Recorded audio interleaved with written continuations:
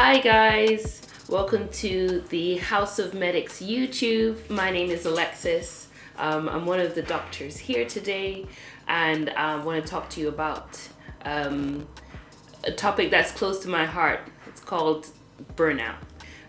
So just a little bit about me. I'm a geriatrics doctor, a junior doctor, currently working in London. I've been a doctor since 2015. And I'm also a creative, so I do fine art, I do illustration, painting, even sometimes social media stuff, graphics, that sort of thing, as well. So that's a little bit about me, but I want to bring to your attention the main topic that I want to talk about today, which I said was burnout. So what burnout is a collection of symptoms really that are very close to things like depression, anxiety. It's mainly fatigue that you can experience from a certain issue. Some of those symptoms include insomnia, like I said, tiredness. It can even result in undereating, overeating, and just generally a lot of the symptoms that you get with depression. One of the things about burnout is that it can be quite insidious, and that was my experience of it as well. Going into the medical profession, you have certain ideas about what that will entail and what that will bring, and maybe in the healthcare profession it is. They do say obviously it's quite a burden to bear, but I think actually being in the medical profession, actually being on the wards and things, sometimes it's really hard to notice some of the symptoms that you get. From me, burnout was slowly not being able to focus or concentrate so well on my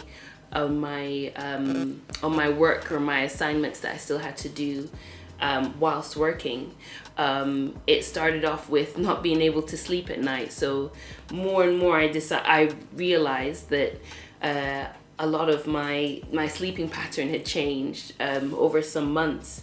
And I was in it, and the craziest thing is at work I was able to function, but at home I would be inattentive, just couldn't really focus on one thing at a time. I couldn't multitask. The other thing was overeating or even undereating as well. For me, burnout, I would go through periods of just eating lots and lots, and then periods where I didn't eat anything at all. And that took a while for me to notice. I want to talk to you about how to actually recognize whether you're being burnt out or you're being depressed or you're anxious at work. All these sort of symptoms. I think the key thing is having a little bit of insight into how, and being honest really with how you're feeling. Are you feeling that you can't really concentrate? Have you noticed that this is getting worse over the past few months, few days, maybe a few weeks? Other things is to actually start to talk to other people about it, and I think that's probably the biggest step for a lot of us. I think you feel that it's just sort of becoming a norm for you, so you keep going on day to day thinking that this is just, I'm just tired, I'm just working a little bit extra, the days are a bit longer. You start attributing it to other things, but one of the other tools that I found that's really helpful is actually talking, and actually starting that conversation. So the first step is just being truthful with yourself. The second step, I think, is to start talking to people, because what you'll realize is that you're not alone, and a lot of your symptoms, a lot of people are feeling at the same time. So that's the second thing. And the third thing is actually just understanding, research about it. There's lots of articles out there about what burnout is, how it affects so many people.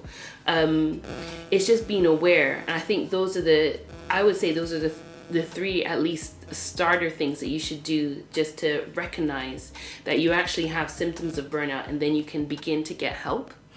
The next thing I want to say is about actually once you've taken that step, that you realize you're burnt out, you're not quite doing the way you used to, there's something off, there's something wrong, and now you want to talk to someone about it, or actually you need a way to sort of deal with it. For me, that came in creativity. Even if, and it's not even about making an art that has to be even displayed, it's something for yourself. It's about using a tool, even if it's paper or pen, just to write. So for me, it was creativity. I started writing. I'm not a writer. I started drawing, I started painting, and sometimes it was just, some days it was just complete words, just journals of how I was feeling, what I was feeling, what I just wanted to say out that I couldn't quite say in speaking or talking to someone. That was the first thing. So that was a way to sort of work through how I was feeling. Another thing you can do is if you highlight it. So this is more, I guess, for the professionals. If you're working, it's definitely something to bring up to your manager if you feel safe and happy to do so. You can go to places like occupational health. You can go to your GP. If you're not willing to do that, start with a friend, start with a family member, start with someone that you trust.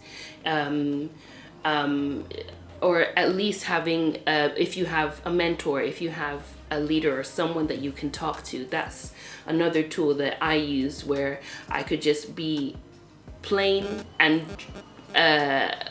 honest about how I was feeling and how to work through that difficult time in my life. And then, so we've got a few tools there. One of them is speaking up to a family member, someone that you know, speaking to friends, speaking to one of your colleagues or one of your managers at work, and also speaking to your GP, because from there you can start to get things like counseling as well, and that sort of process is what is really key for dealing with burnout. What I've learned is that burnout can be something that takes a long time to heal or to get through. So don't be angry at yourself if you find that over a couple of weeks you're starting to improve and then there's a step back. It's never a step back. It's always a step forward. It's about being honest with yourself and actually looking at your life and seeing where actually what is making me tired, what is making me feel burnt out, what is identifying these little causes, and actually looking at yourself through a different lens. I think we can put a lot of pressure on ourselves, especially in work, with the whole pandemic, with the whole environment on us, and it can tire us out. Once you've found a way to actually talk about your feelings, the next step is just making sure that you take care of yourself as well. So that's actually making sure you take time off of work if you can, annual leave. Again, I can't stress this enough, making sure that you talk to someone, so that at least the person that you're talking to can actually put a different spin on how you're thinking about things. And I think the final thing I want to say is that you're not alone. There's so many people that deal with burnout and deal with feelings that are insidiously just grow, and it feels like it's too much to handle and it's too much to bear. And sometimes you can even get tired of even trying to talk or even trying to make sure that you're actually taking care of your mental health. But you're not alone. And even if it's with one person, two people, or a group, you can get through it and you can get above it. I'll stop there. I'll stop